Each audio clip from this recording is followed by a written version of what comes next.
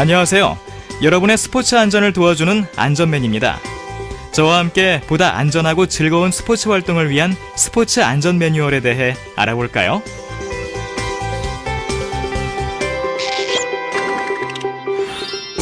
먼저 스포츠 안전이란 무엇을 말하는 걸까요? 스포츠 안전이란 스포츠 활동과 관련된 상황에서 모든 위험 가능성을 사전에 예방하거나 대처하는 행동을 말합니다.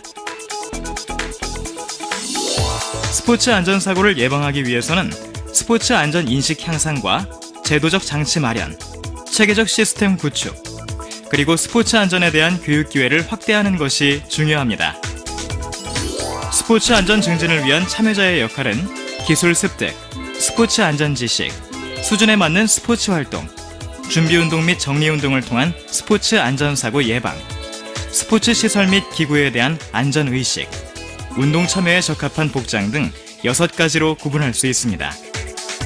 간단하게 스포츠 안전이란 무엇인가에 관하여 알아보았습니다. 그럼 지금부터 본격적으로 종목별 세부 안전 매뉴얼에 대하여 알아볼까요? 이번 시간에 알아볼 종목은 실외 스포츠입니다.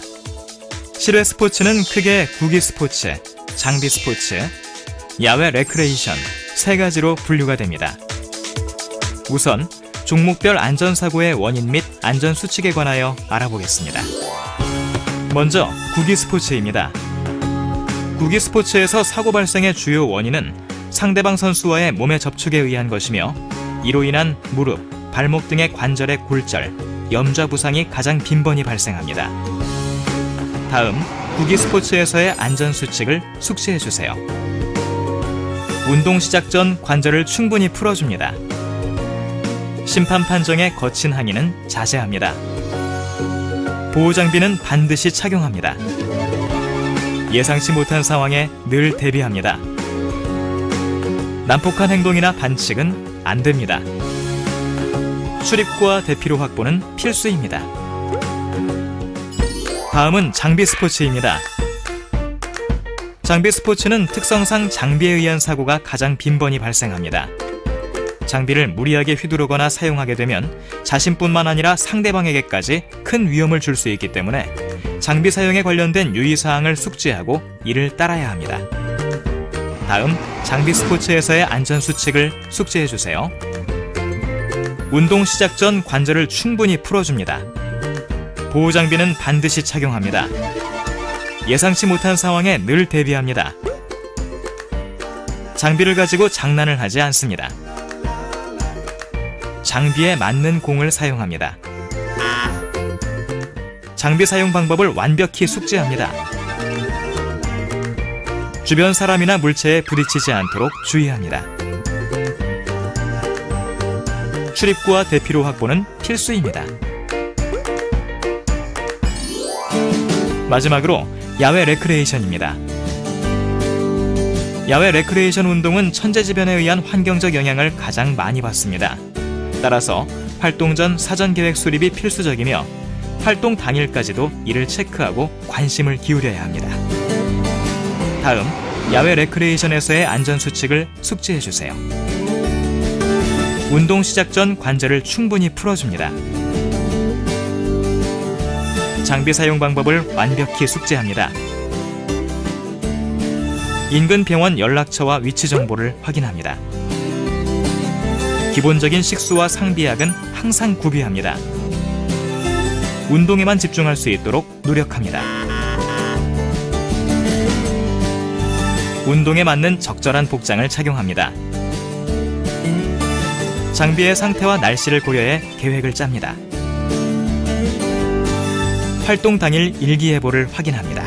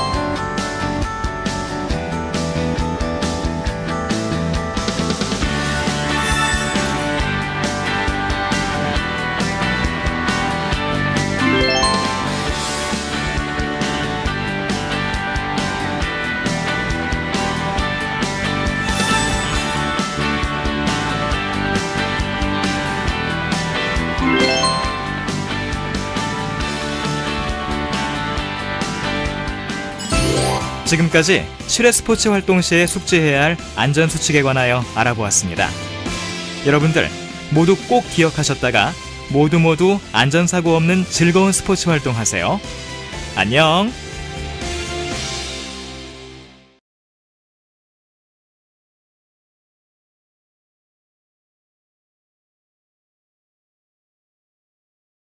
안녕하세요.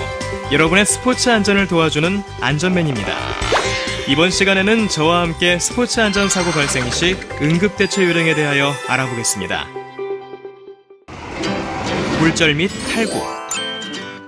스포츠 활동 중에 뼈가 부러지거나 정상 위치를 이탈해 통증을 느끼는 상태로 손상 부위가 붓고 변형되어 움직일 수 없는 상태를 말합니다. 먼저 첫 번째로 골절 및 탈구 시 대처 요령입니다. 현장이 위험하지 않는 한 환자를 옮기지 않고 안정을 취하게 합니다. 손상이 의심되면 부목으로 고정하고 뼈를 맞추려 하지 않습니다. 냉찜질을 통해 부종이 일어나지 않게 합니다. 상처 부위를 심장보다 높게 올려 과잉 출혈이나 붓기를 줄여줍니다. 구급대가 오기를 기다렸다가 이송합니다. 염좌. 인대 등 조직이 파열되어 통증이 있고 멍이 들거나 피부 색깔이 붉어지는 상태를 말합니다. 다음은 염좌 증상 발생 시 대처 요령입니다. 손상 부위를 부목으로 교정합니다. 냉찜질을 통해 부종이 일어나지 않게 합니다. 붕대를 감아 손상 부위를 압박합니다. 상처 부위를 심장보다 높게 올려 과잉 출혈이나 붓기를 줄여줍니다. 인대 및 근육 파열. 충분한 준비 운동 없이 급하게 동작을 바꾸거나 무리하게 힘을 가해 큰 통증이 동반되는 상태를 말합니다. 다음은 인대 및 근육 파열, 손상 시 대처 요령입니다. 손상 직후 24에서 48시간 이내에는 냉찜질과 가벼운 압박을 해줍니다. 다리를 올리고 움직이지 않고 휴식을 취합니다. 통증이 계속되는 경우는 병원을 찾고 깁스나 목발을 사용해야 합니다. 출혈. 혈액이 외부로 유출되는 것을 의미하며 작은 상처에 의한 출혈도 2차 감염이 있을 수 있어 적절한 조치가 필요합니다. 다음은 출혈 상황 발생 시 대처 요령입니다. 출혈이 심하면 호흡곤란과 피부가 창백해지고 체온이 떨어집니다. 출혈 부위를 소독 거즈로 덮고 손으로 압박합니다. 출혈이 멈춘 후에는 압박붕대로 감아줍니다. 사지에서 출혈이 있는 경우는 출혈 부위를 심장보다 높여줍니다. 동맥에 손상이 있거나 직접 압박으로 지혈되지 않을 경우에는 혈관 압박을 병행합니다. 심정지. 다양한 원인에 의해 우리 몸의 혈액순환을 담당하는 심장이 갑자기 멈추는 상태를 말합니다. 다음은 심정지 증상 발생 시 대처 요령입니다. 입술과 손가락, 발가락이 파랗게 변하면서 의식을 잃거나 가슴 가운데 왼쪽 명치 끝에 쥐어짜는 듯한 통증을 호소하면 심정지 증상을 의심해 볼 수 있습니다. 이 경우 즉시 의료인에게 도움을 청하고 심폐소생술을 실시한 후 자동 제세동기를 사용합니다. 탈진과 근육 경련. 무리한 운동으로 인해 무기력해지면서 몸을 움직일 수 없게 되거나 얼굴이 창백해지는 상태를 탈진. 능력 이상의 동작이나 장시간의 운동으로 근육이 급격히 굳거나 통증을 느끼는 상태를 근육 경련이라 합니다.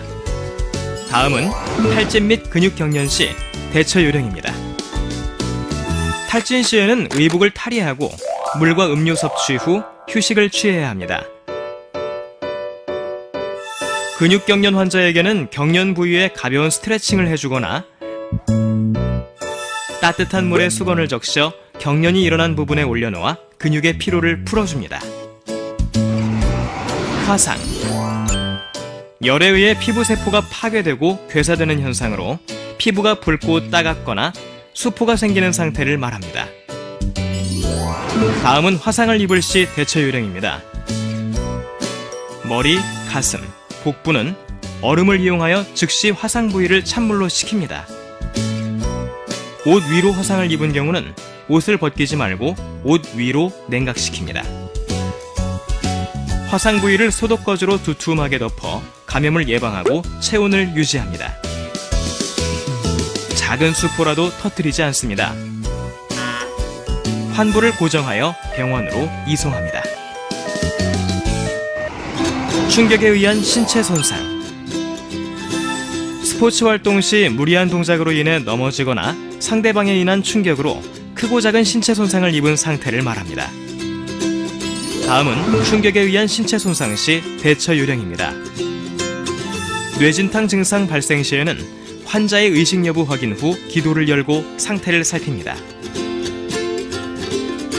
의식이 있다면 상체만 일으켜 앉게 한 후 넘어지지 않게 상체를 기대게 하고 부딪힌 부분은 차가운 찜질을 해줍니다. 치아가 흔들리거나 빠진 경우 잇몸을 손수건으로 지혈하며 빠진 치아는 찬물에 10초 동안 헹궈 우유 혹은 식염수, 수돗물에 담가 병원으로 이동해야 합니다. 반쯤 빠진 치아는 빼지 않고 그대로 치과를 찾아갑니다. 척추 손상이 의심되는 상황 발생 시에는 움직임을 최소화하고 머리와 몸을 바로 눕힌 후 조이는 옷은 탈의합니다. 안구 손상 시에는 눈을 비비거나 씻지 않으며 연고나 안약을 넣지 않습니다. 눈에 출혈과 피딱지가 생긴다면 이를 닦거나 제거하지 말고 그대로 둡니다. 눈에 이물질이 있는 경우에는 억지로 제거하려 하지 말고 생리식염수로 흘려 씻긴 후 병원으로 이송합니다. 지금까지 스포츠 안전사고 발생 시 응급대처 요령에 대하여 알아보았습니다. 여러분들 모두 꼭 기억하셨다가 혹시 모를 응급 상황에 대비하여 안전사고 없는 즐거운 스포츠 활동 하시길 바랄게요. 그럼 안녕!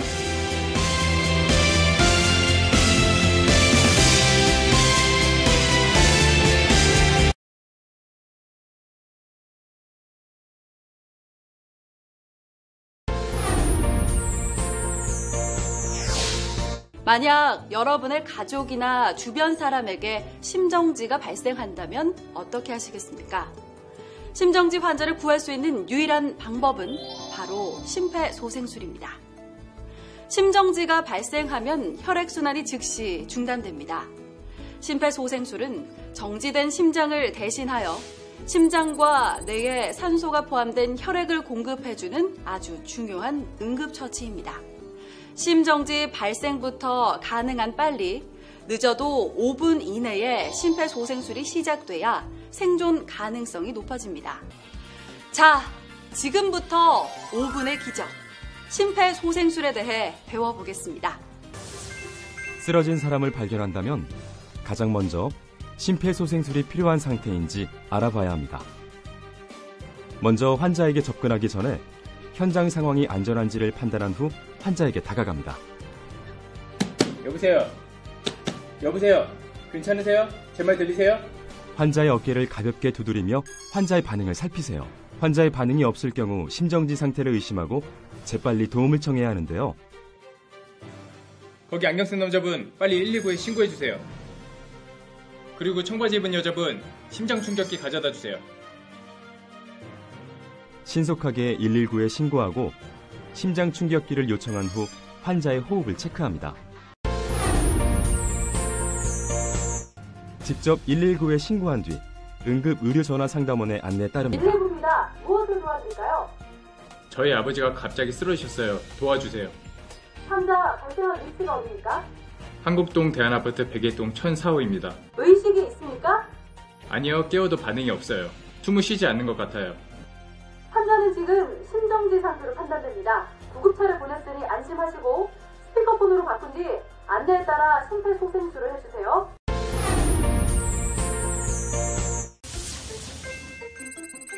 우선 환자를 편평한 바닥에 눕힌 뒤 환자의 가슴 옆에 무릎을 꿇고 앉습니다. 환자의 윗옷을 벗겨 가슴을 드러내 정확한 가슴 압박 위치를 확인합니다. 가슴뼈 아래쪽 2분의 1 지점 부분에 손목과 손의 경계선 바로 윗부분, 즉 손바닥의 두툼한 부위를 댑니다. 쉽게 이해하기 위해 이 부위를 손꿈치라고 하겠습니다. 가슴뼈 아래쪽 2분의 1 지점 부분에 손꿈치를 놓고 그 위에 다른 손을 포갠 뒤 손가락은 깍지를 껴서 환자의 가슴에 손꿈치만 닿도록 합니다. 그리고 팔꿈치를 곧게 펴 어깨와 팔꿈치, 손꿈치가 수직이 되게 합니다. 환자의 가슴을 약 5cm 깊이로 수직으로 누릅니다. 최대 6cm를 넘지 않도록 합니다. 압박 후에는 가슴이 원래의 위치로 올라오도록 힘을 완전히 빼줘야 합니다. 이렇게 분당 100에서 120회의 속도로 30회 반복합니다. 지금까지 여러분이 배운 가슴 압박 소생술만으로도 생존율이 2배 이상 증가되며 심장 충격기를 사용할 경우 4배까지 생존율이 증가될 수 있습니다. 심장 충격기는 심정지 환자에게 붙여놓으면 환자의 심장 상태를 자동으로 분석하고 필요에 따라 전기 충격을 줘서 심장을 다시 뛰게 하는 의료기기입니다. 지금부터 심장 충격기 사용 방법을 조금 더 자세히 안내해드리겠습니다. 함께 보시죠. 열하나, 열둘, 열세, 열네, 심장 충격기 가져왔습니다. 가슴 아파 할 줄 아세요? 심장 충격기가 도착하면 119 구급대원들이 도착할 때까지 심폐소생술이 중단되는 시간을 최소화하기 위해 주위 사람에게 심폐소생술을 요청하는 것이 좋습니다. 가져온 심장 충격기의 덮개를 열고 기계에 전원을 켭니다. 기계에 따라서 덮개를 열면 자동으로 전원이 켜지는 것도 있습니다. 전원을 켠 후에는 기계의 음성 지시에 따르면 됩니다. 패드를 부착하세요. 패드에 붙일 위치가 그려져 있습니다. 그림대로 하나는 오른쪽 빗장뼈 아래에, 다른 하나는 왼쪽 젖꼭지 아래에 붙입니다. 심폐소생술은 멈추지 마시고요. 그리고 음성 지시에 따르세요. 패드 커넥터를 AED에 연결하세요. 환자로부터 떨어지세요. 떨어지세요. 환자의 심장 리듬을 분석합니다. 제세동 필요합니다. 이때는 심폐소생술을 하는 사람은 물론이고 주위 사람들까지 모두 환자에게서 떨어지도록 해야 합니다. 분석이 끝나면 자동으로 충전이 됩니다. 충전 중. 이 시간 동안에도 심폐소생술을 멈추지 마세요. 환자로부터 떨어지세요. 깜빡이는 제세동 버튼을 누르세요. 환자와 접촉한 사람이 없는 것을 다시 한번 확인한 뒤에 제세동 버튼을 누르고요. 제세동이 실시되고 나면 즉시 심폐소생술을 다시 시작하세요. 만약 심폐소생술을 하는 사람이 힘들어한다면 교대로 번갈아 가면서 실시해 심폐소생술이 중단되지 않도록 해야 합니다. 심장 충격기가 재작동되는 2분마다 심폐소생술을 번갈아 가면서 진행하는 것이 가장 좋습니다. 구급대원이 올 때까지 멈추지 말고 반복합니다. 1분 1초가 중요한 순간 용기 있는 당신의 행동이 그들의 생명을 구할 수 있다는 것 꼭 명심하시고 어떤 상황이 닥친다고 해도 절대 자신을 의심하지 마세요.